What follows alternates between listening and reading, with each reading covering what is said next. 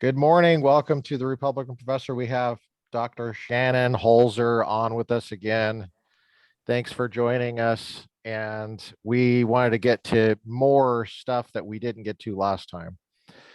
And so I'll link the first episode in the show notes or the episode notes on YouTube and where this is posted on the website. You can check out his bio. But Dr. Holzer, thanks for joining us again. Well, thanks for having me again. We didn't get to last time. What did you served in the United States Marine Corps? What did you do in the Marines? A couple things. I started off, it's funny because I was really mad. I thought I was going to have another job going in, but I ended up getting trained as an engineer.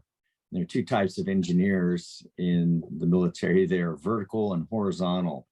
The vertical build things and the horizontal blow up things. So as you move forward, the horizontal build things, and as if you're in retreat, I said vertical, build things. The horizontal will tear it down if you're in retreat, I suppose. And anyway, so I was trained for that, and the first Gulf War started at the time. It was Desert Shield. It wasn't even Desert Storm yet. And I'd come out of school. I got stationed in Hawaii. I was like, this is really cool. And then they put me in what's called a forming platoon, in which I was about to go off to Iraq, or it would have been Kuwait, I guess, or Saudi. And I have all my stuff packed, and then they started calling out names. And I was one of them. And what it was is they were calling out these guys who were called special testers. And these are people who got a certain, number on their ASVAB, and you have a certain, number associated with you. Did you say ASVAB? Yeah, ASVAB. All right. Speaking of things that come back to bite me. In the ASVAB? Yeah. That's great. So, yeah, I've actually never heard that one before. Yeah. And so I was put before a couple panels. So, a couple colonels had interviewed me along with some other guys. And then we took some physical fitness tests. And then from there, they gave me orders, and I went down to Pearl Harbor instead of going to Saudi. And I was trained by the State Department and some other groups in security forces, and we became a FAST team, which is a fleet anti-terrorist security team. And that was pretty cool because went from carrying an M16 to carrying a shotgun, in the Marine Corps is kind of interesting. Was it pump action or was it semi-auto? Pump action, right? Pump action, yes. Yeah, baby. Was it a Remington 870 or a Mossberg? What was it? It was a Mossberg. Sweet. And we had to go back to just carrying First of all, praise God. Yeah. Oh, it was a great experience. And I remember them telling us, look, we know you're not going off to Saudi like the rest, but you're going to look back at this time, some of the best times you've ever had in the Marine Corps. Yeah, absolutely. And we were a super tight group of guys. Really, we did all sorts of cool training, all the high speed, low drag stuff, that all these, you see guys, spy rigging and rappelling and all that stuff. And these are things we got to do. We were doing room clearing tactics, with our handguns, and then they had these really cool paintball guns that were handguns. So it's like 8-shot handguns with paintballs, and we're in there room clearing, and you learn how quickly you can get shot and how hard it is to shoot people. When you're in action, and hostage situations and all that stuff. So it was a great experience. And then when I got out of that, I did that for over a year. And then once we got sent back, what we call the fleet, I got sent to another unit, which I should have gone, and I was a little bitter about it, but I should have gone to what was called LSC, Landing Support Company. And I would have been a red patcher, where, the Marine Corps has this group of guys with a red patch on their cover. That's their hat. That's what we call our hats. We call them covers. And it's this little red square. It's like a little target, It all has to do with beach landings and stuff. And So anyway, but I got sent to 1st Battalion, 12th Marines Artillery Battalion, and I was like this engineer in an artillery battalion. So Which sounds you really- drove a train, or I- you said you blew things up. Was it a No, they're horizontal? too- Okay. No, I was actually vertical, so I was the building Ah, kind. Okay, Yeah. I gotcha. And I actually, would be in like bulldozers and huge forklifts. What I ended up doing was I ended up being in the in artillery, where we'd go out to the gun lines and I'd deliver all sorts of ammo to these guys, these Oh, high explosive shells, and on the gun lines, and it's just pounding, just ordnance. And it was, I mean, that was a good experience too, Well, being out in the field. what'd you take away from that? Does there anything about your military experience that informs the way you do your current job, the way Absolutely. you're a professor? Absolutely. Yeah, there's a lot more discipline to my life now because of the Marine Corps. Mhm. I say it, and I'll say it all the time. I believe that I didn't give as much to the Marine Corps as the Marine Corps gave to me. Hmm. The Marine Corps it taught me how to win. It taught me to be, just gave me confidence. Mhm. It gave me a method by which I could use to execute things. I learned, now don't get me wrong, nobody likes to be told what to do, but I learned how to be told what to do. I learned how to listen to authority and say, yes, okay. That's And a not huge give- thing right there.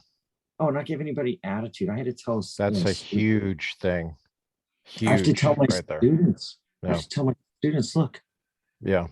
this is something in your life that if you just, somebody tells you something to do and they're your boss, you go, okay. And you don't say, but you don't give them an answer. Mhm. And that had to be just wrung out of me as a young Yes. Marine. Yes.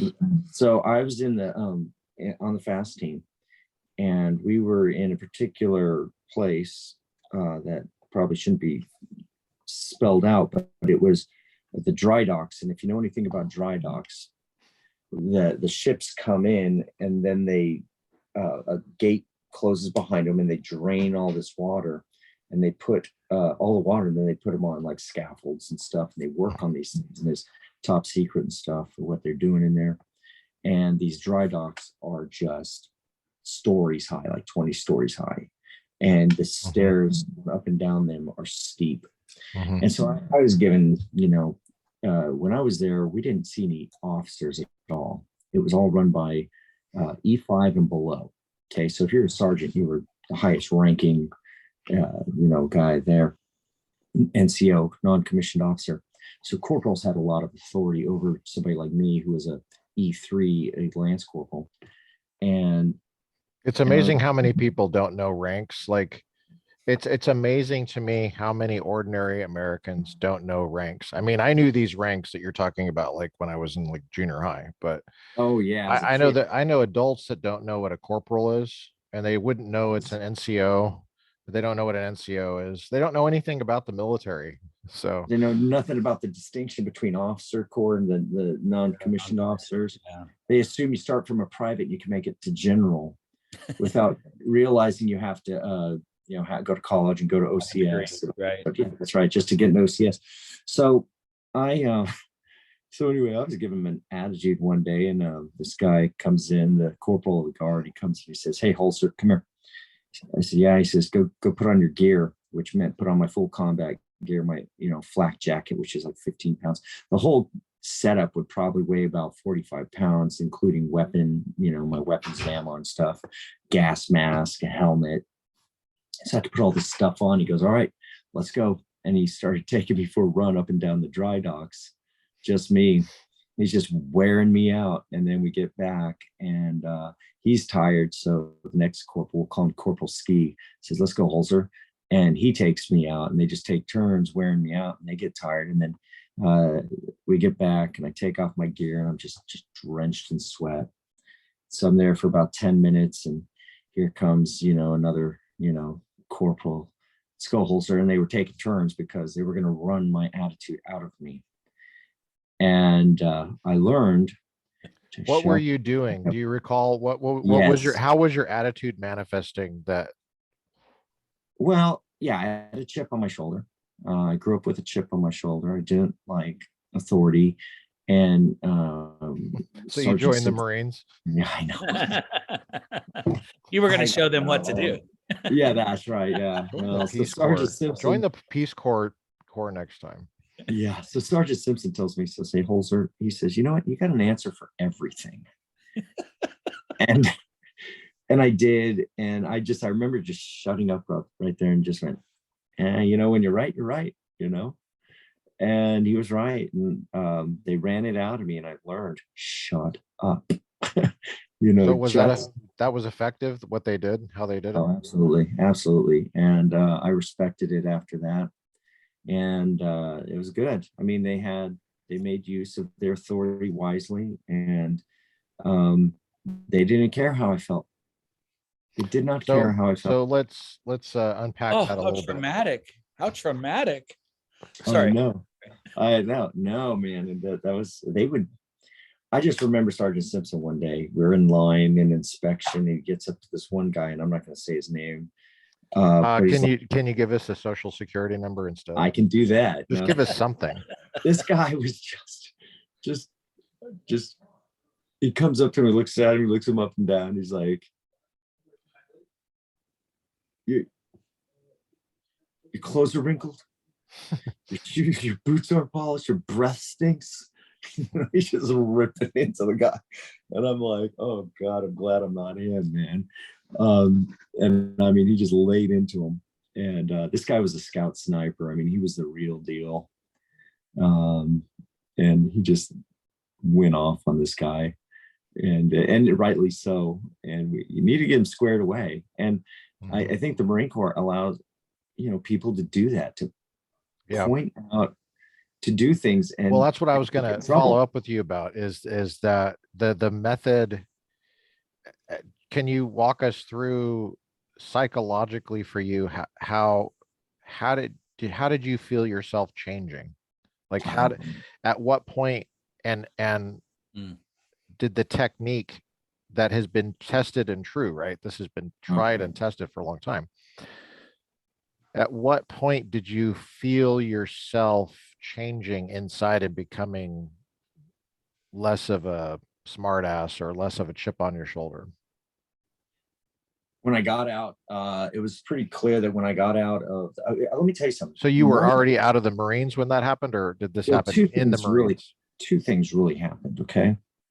The Marine Corps used discipline, but then I started going to Hope Chapel, if you recall, and that's where I started really becoming interested in the things of Christ, okay? Pastor Ralph. Yeah, but I mean, I really. What was it? Ralph Moore? His name is Ralph Moore. Ralph Moore. Yeah. And I really started learning, and I needed to learn because I was kind of being assaulted by a bunch of, you know, intellectually being assaulted by all sorts of worldviews about the truth claims of Scripture, right? In the Marines? In the Marines, yeah. And so. Were you a Christian at the time? Well, you know, I grew up a Catholic, and, you know, you go, oh, okay, I affirm these things. And at age 15, I had, you know, prayed the sinner's prayer. But of course, at 15, you're still kind of doing 15-year-old stuff. And then I really needed to get my life together. The Marine Corps cleaned me up, gave the Lord really an opportunity to work with a clean, sober slate, we'll call it, okay? And but I remember there was one Marine who took notice, and he was a Christian, and not a perfect one, not a perfect. In fact, a lot of people didn't like him because he was kind of arrogant and stuff, and he's this really big, buff, jacked up guy. And anyway, but he was a Christian, and I remember him saying, Holzer. What was his rank? He was a corporal. He was a corporal. Okay, so he was above you. Just a little, yeah, one rank, but he was, but that meant that's significant in the Marine Corps. You know, the jump from non-NCO to NCO. you know. How old So, was he? Do you remember? oh God, yeah, he's probably about 22. Okay. So, but he said, look, 23 maybe, because we're getting there, and to the 4-year mark. And so, yeah, we're around 22, 23. Mhm. And he's like, what has gone on with you, man? I said, what do you mean? He says, you've changed, man. You've become a much better person. Like, he noticed it. He took note. And it was at that point, so I had the Marine Corps, which was working on me, being responsible, being on time, not being a jerk at work, learning how to say yes, sir, to orders and stuff like that. That was all great for the Marine Corps. But a real attitude change took place when Jesus got a hold of me. Okay. And it really helped take the chip off my shoulder. Amen. And I wasn't pissed off all the time, if I could say that, which I'm sure I can. And I was, man, I was just an angry guy. And then, Christ enters my life, and all of a sudden I wasn't this mad guy. I probably still had some anger issues, but there was a distinction between, my life before Christ. And I know he'd been working on me the whole time. Prayer had been a part of my life since I was a little boy. Okay. And I prayed every night. But being not just more open, but about talking about Jesus, but open about learning about him, it changed quite a bit. And so it's made a big difference. Those two elements made especially Jesus made the biggest impact in my life that I could look back on as to any success I've had. Not to mention, it gave me direction. I had no idea what I was going to do when I got out of the Marine Corps. And all of a sudden now I'm interested in the life of the mind, the life of Christ, and evangelism and so forth. And so it gave me purpose and it gave me meaning. And here I am 20 something years later, still doing it. And yeah, there you go. Still not pronouncing the P in corpse. I'm like, huh? Yeah. The corpseman. So when you come to your role as an educator, we talked about this last time, where you gave some story about some background about how you approach school as yourself when you would get a grade. Yeah. Versus what you see generally in students. And I totally know what you're talking about. I have the exact same experience. I don't know and Curtis too, you mentioned, we talked about Curtis taking logic 3 times with Chalky and just having an attitude of respect for the discipline and for the professor. And it's not just, I think it's trust too, because when you join the Marines, you were putting your trust in the Marine Corps. I mean, you're putting a lot of trust into that institution. So yes, you had a chip on your shoulder, but at the same time, you obviously had a level of respect and trust there. I had deep reverence for the Marine Corps. Yeah. Well, that's what allowed you to be shaped by that. Yes. And I wonder, like with the students coming in, I don't know if they have that kind of trust anymore. I certainly don't see the respect. I don't see the respect at all for the discipline, for themselves. Right. When I see my students over the years, I don't want to get going on that because I don't think we have time today, but we don't have the same time that we had last time. But I have to be honest with you, I have struggled with myself despair looking at the students and just seeing a difference, even just in the short time I've been teaching, which has only been not even 2 decades, right? Right. Yes. And just seeing the changes in the level of respect that students have for themselves and for the institution and for learning, you know, gaining and growing in wisdom.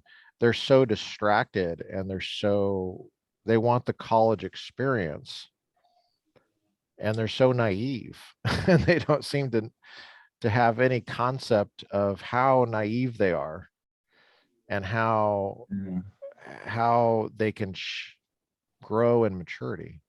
Right.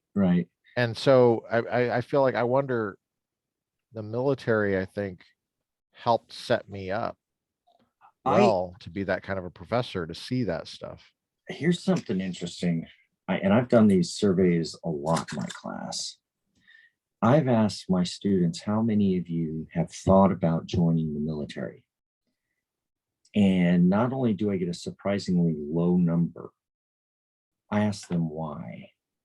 And a lot of them are just appalled at even thinking about it. Like they're like, I want to do that. Like it's something bad to do. And then I say, you don't feel any duty to serve your country? And they're like, a lot of them are like, absolutely not.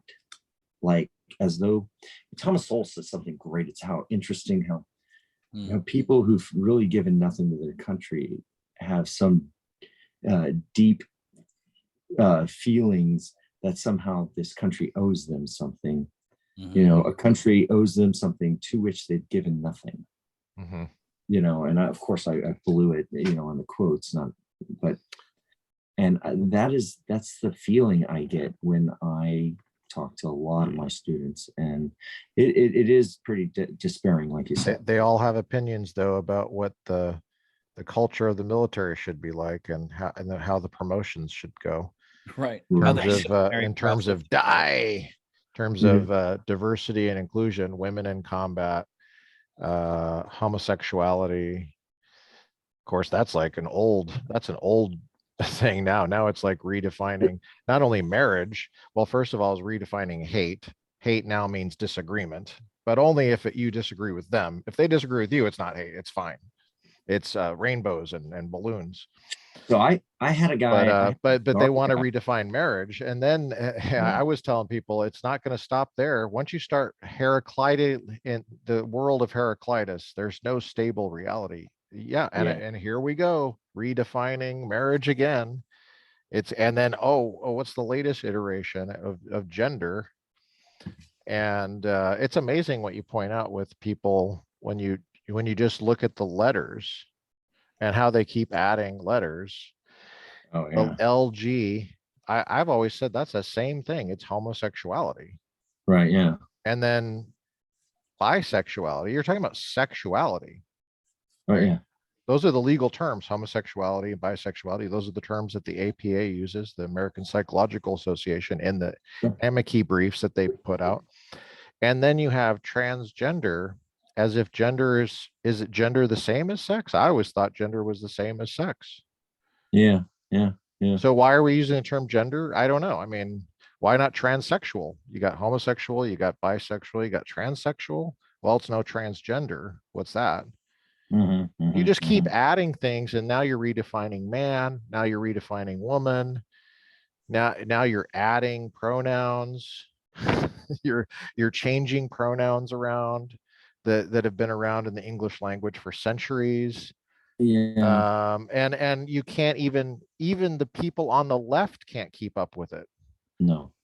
And now those people you're talking about that have such an aversion to military experience have a lot of opinions about how it should be run, though.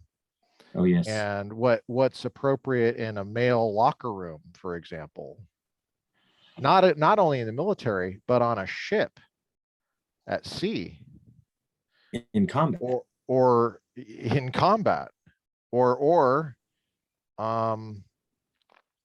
now, even in locker rooms in high school, like for minors. You're talking about minors now. Yes. So anyway, yeah. Look, when I was in the Marine Corps, there was civilians run the military in our country. So this is the kind of civilians we're raising. Right. So when I was in, before part of my physical, they asked me, and this would have been a disqualifying event.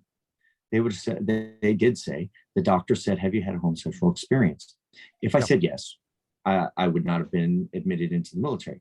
Of course I didn't. So Well, I was asked, are you are you homosexual? That's the question I was asked. yeah, so I got the other.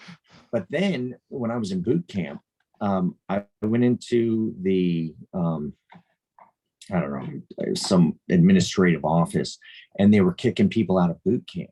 Where'd you go to boot camp? San Diego? Was, yeah, MCRD San Diego.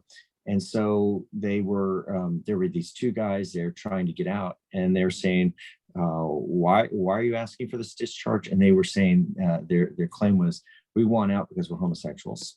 And they immediately discharged them because it wasn't even don't ask, don't tell. It was, you were not allowed in this. And there were reasons for this at the time. And so it is interesting to see that. But, and then of course you go onward to Bill Clinton, don't ask, don't tell. Now they get rid of don't ask, don't tell, as though that's so bad. And then they go, the rate at which our society is changing, like you said, and it's not just in that area, although it is mind-boggling how quickly you can change people's moral beliefs by use of technology. The internet has shaped a generation. Yeah. It's technologically driven, I think.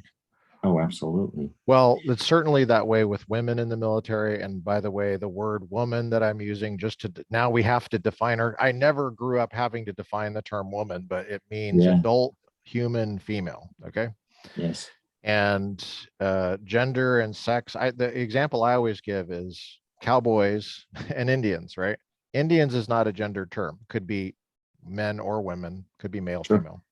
Right. But cowboys is a gendered term, and it refers to a male,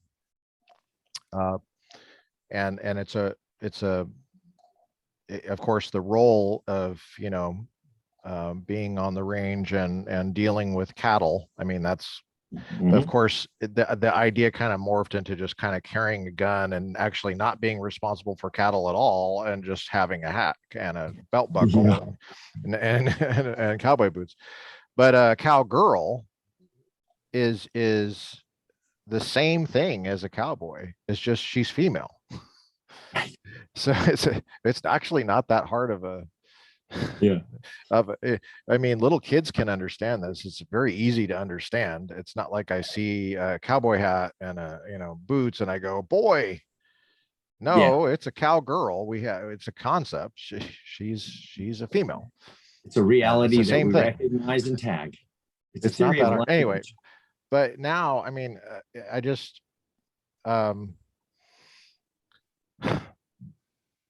because of technology, it's made it easier for women to serve high up in the military and to serve different roles in the military, because the necessity of face-to-face combat, where you need males basically, has been mitigated by technology. So now there's this feeling of rights and a feeling of, I have a right to advance, and I have a right to be a general. I have a right to try to be an admiral, and I have a right to be in as much involved in the SEAL teams as possible, or the Rangers, or probably not Marine Recon yet, but I mean, not directly, but in support roles, obviously, like intelligence and stuff. And it's serving in the military, ironically, is now a right. It's a right to be included in the military and have advancement. It's not a function of necessarily winning wars, but of being treated equitably as a citizen of the United States, or actually not even necessarily a citizen. Anyway, I did want to kind of use this time and get into your background about the military, because my sense was that the qualities that you have as a professor, which are vintage qualities and old school and awesome, where you hold students accountable and you really care about the kind of people they're becoming. Mhm. I really had a sense that that was rooted in military. Were you going to say something, Curtis? Did I No, cut I you just off? said that's so old school. All that description that you gave of what Shannon's doing with his students, just Oh, old I- school. Yeah. And it's what you've said today just confirms. Oh, there's a lot to be said about modern or contemporary education and how they're moving, away from test taking and Mhm. and grades, and Mhm. how we talked about the grade inflation last time, and their discussions even at the elementary school level, ridding the school of grades A, B, C, D, and E. A lot of the reasons is because we don't hurt feelings, to make more descriptive, like, up to standards, does not meet standards, stuff like that. And but it all results in the same thing. Grades have whatever you put down as a descriptor has meaning and reference to where the student is in regards to what's being taught. Mhm. But the point is they're trying to do their best to keep from hurting feelings. And the military, the great thing about the military is they don't care about your feelings. Well, actually, they do now. Well, now used they to- do. Okay. Which, by the because way, because of the kind of civilians you're talking about. The civilians in our country run the military. That's the structure. It's a good design. So when you have Bill Clinton, for example, someone like Yeah. Bill Clinton, who is running the military, it starts this kind of cascade effect where you're trying to reinvent something because of feelings, not because it Yeah. helps you win wars necessarily. and with no experience. Yeah. That's a real naivete, though. I tell you about using. Let's use the military as our social experiment. Well, your enemies, you assume your enemies think the same way you do. Socially experimenting on kids. Why not? Yeah, you I think mean, look at Russia what we're doing to cares about- kids right now. Yeah. Do you think Russia cares about feelings? Their military? Do you Not at think they're worried If- about the LGBTQRS? If they were People? further along technologically, we'd be in real trouble. We just have Yeah. it. We have an edge technologically. I don't know how long we'll have that edge, Yeah. but and if the standards keep going, and if people don't believe in America, which is I Mhm. think what you're getting at, they don't believe in America, right? They Mhm. don't believe they believe America owes them, but they don't believe it's worth fighting for. Okay, how's that go? I mean, but Yeah. they want the right of illegal immigration. Ironically, I mean that doesn't even make any sense. The right of, Right. Yes, of but course. but but this is a racist country. I thought that why are people coming to a racist country again? Yeah, that's right. How's that work?